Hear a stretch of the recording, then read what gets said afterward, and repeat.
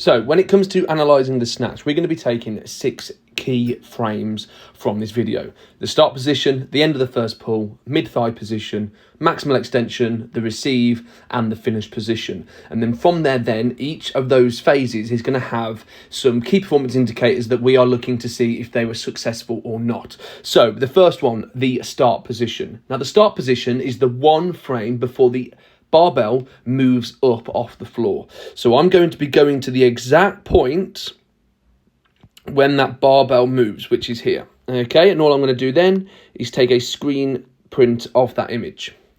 So from there then, we're going to be moving into the end of the first pull. Now, the end of the first pull is classified from the end of the first maximal knee extension. So what we're looking for is those knees to get pulled back before the knees then start to go into flexion where they're starting to get pushed forwards. So in slow motion, we're just going to move that movement, and what I'm watching here is those new knees. So I'm seeing that they're getting pulled back until the position where those knees start to move forwards. If you look at the knee closest to the screen, you can see that it's getting pushed forwards. So from here, I'm going to go to the point where the knees start to move forwards, which is there, and I will take an image of the end of the first pull. Then we move into the mid-thigh position. Now the mid-thigh position is classified from the end of the first maximal knee extension. So the knees now are going to get trapped forwards. So I'm watching those knees to the point where they don't go forwards anymore. Okay, so that is my mid-thigh position. Okay, so you can see my knees getting pushed forwards, and the next movement from there is the knees going up. So I'm just going to pause in that position there, and I will take the next screen grab. And then from the mid-thigh position, we're then going to go into the maximal extension. So that is the highest position the athlete reaches. Okay, so I'm driving up here. The weight is on the balls of the feet,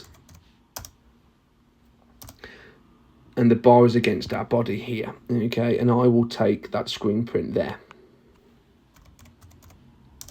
And then I will move into the receive position. So the receive position is the lowest point the athlete receives that bar. So if we watch this bottom position here, he then sinks back in. So that is the lowest point the barbell is received. I will take a print screen there.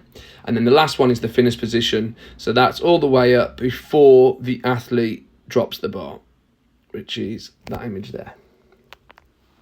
From there now, I'm going to put those images into the key performance indicator in the checklist, and then we can have a look at the next part of the movement from there. So now we've taken those screen grabs of the key positions from the snatch video.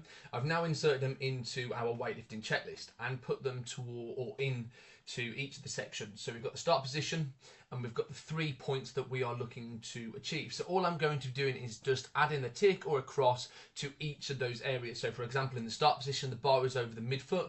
All I'm looking to do is making sure that that bar is directly over the midfoot. The athlete's weight should be distributed in the midfoot. The heel and the toes are down, so we can confirm that the weight is in the midfoot. And all I'm going to be doing here is going through this movement, or going through this list, ticking and crossing to each of these key positions to what I can see in this image, okay? And be really, really hard on yourself. So even though if you think like, oh, it might well be 100% certain. If you're not 100% certain, give it a cross, just because it's going to give you those elements that you can work on in your next training block, okay? So all I'm going to go back to now is looking through this. I'm looking for the area that has the most crosses, okay, now which is this mid-thigh position.